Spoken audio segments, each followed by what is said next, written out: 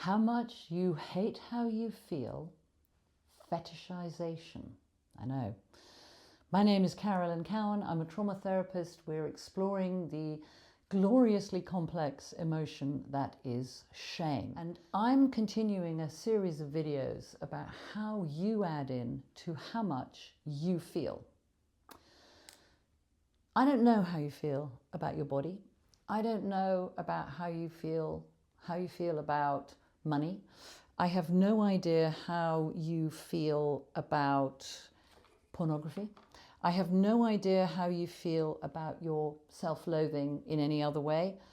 And so I'm going to explore fetishization. Now, I'm not really all the way through this talking about sexual fetish, because we can fetishize our self-loathing. And we can also fetishize our loathing of the other. We can do that. Let's imagine we use porn. And what kind of porn are you looking at? How ashamed and disgusted, I mean, you'll do porn, I'm not judging if you do porn, but how ashamed and disgusted does it make you feel?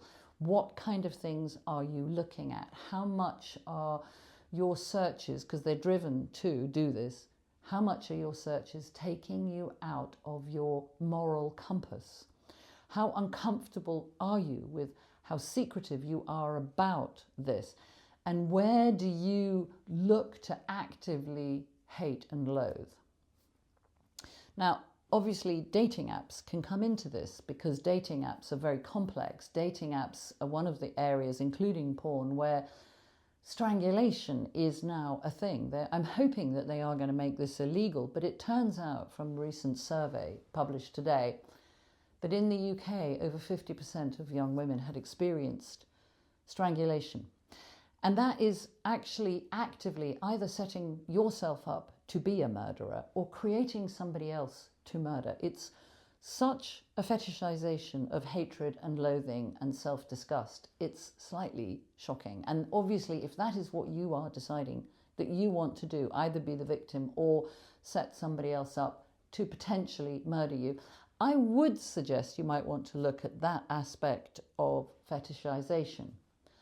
The body comes in, and it comes back into the conversation I also did here about trawling, because if you really hate your body and you really hate how your body feels, how are you, especially if you're bigger or overweight, how are you adding into that self-fetishization? What are you looking for? What are you eating? And again, how are you representing yourself, let's say, on dating apps? Because is your self-loathing one of the ways that you go looking for sex? Complex conversations. I'm talking about how much you add into how much you hate, how you feel, and you keep the cycling and the looping of trauma alive. Money, coming back again to trawling as well. How are you looking for things that are wasting money, spending money that you do not actively want to or need to spend, but you fetishize your financial anxiety, so you overspend, you fetishize your food and your anxiety issues or your body issues by buying too many takeaways, that kind of thing, where you're the child making the decisions about what you're going to eat, how you're going to spend your money. The child doesn't have any sense of money. Why would it? So therefore, where are you fetishizing your fear? What else have I got here? Oh, of course, property porn. Property porn.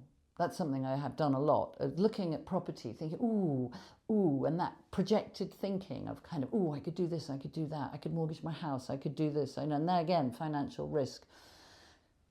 So my ask here is notice how you fetishize your self-loathing. I've only mentioned a few things. I could go on into Bitcoin, financial insecurity, or the stock market and bonds, where you're actively playing with financial risk. So what can I say? Think about it. Are you harming yourself with your fetishization of your self-loathing? That's the question.